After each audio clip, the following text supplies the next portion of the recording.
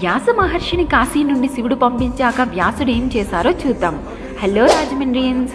అప్పుడు వ్యాస మహర్షి కాశీని వదిలేసి అటు నుండి ఒక్కొక్క ప్రాంతానికి వస్తూ ఆయనకి దొరికిన చోట్లల్లా లింగాన్ని ప్రతిష్ఠిత చేస్తూ ముందుకు సాగారు. చివరిగా రుద్రగౌరి నదికి వచ్చి ఇది కాశీ అయ్యే ప్రదేశంలా ఉంది అని భావించి ప్రస్తుతం ఉన్న కేసన్న కురు గ్రామంలో శివలింగం ప్రతిష్ఠించి తపస్సు మొదలుపెట్టి ఆ ప్రదేశానికి కాశీగా నామకరణం చేయబోతారు. అప్పుడు అసురవాణి అనగా దేవతలు కాశీ నకురా అని వస్తారు. దాని అర్థం సంస్కృతంలో కాశీని చెయ్యొద్దు అని. ఎందుకంటే కాశీ ఒక్కటే ఉండాలి, ఇది వ్యాస కాశీని చెయ్యి అని అంటారు. దేవతల మాట విన్న వ్యాసుడు కాశీ అనే పేరు పెట్టడం విరమించుకుంటారు. ఆ దేవతలు చెప్పిన పదమైన కాశీ నకురా కాస్త కేసన్న కుర్రుగా మారింది.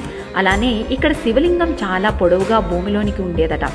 ఈ ప్రాంతాన్ని పరిపాలించే ఒక రాజు లింగం లోతు తెలుసుకున్నామని తవ్వించబోతారు. ఈ లోపు రాజుగారు చనిపోతారు. ఇది లింగం తవ్వించడం వల్లే జరిగిందని ప్రజలందరూ తెలుసుకుని ఊరు జనమంతా కలిసి లింగానికి వెండి తొడుగు చేయించారని అక్కడ ఊర్లో చెప్పుకుంటారు. ఇంత ఘన చరిత్ర ఉన్న ఈ వ్యాసకాశీ లేదా కేసన్న కురు శివాలయాన్ని మీరు కూడా దర్శించుకోండి. ఈ ఆలయం అమలాపురానికి 20 కిలోమీటర్లు, మన రాజమండ్రికి 75 కిలోమీటర్ల దూరంలో ఉంది. ఇలాంటి అరుదైన గోదావరి ఆలయ విశేషాలు తెలుసుకోవాలంటే ఇప్పుడే రాజమండ్రి పాయింట్ ఆఫ్ వ్యూ పేజీని ఫాలో చేయండి. స్వస్తి.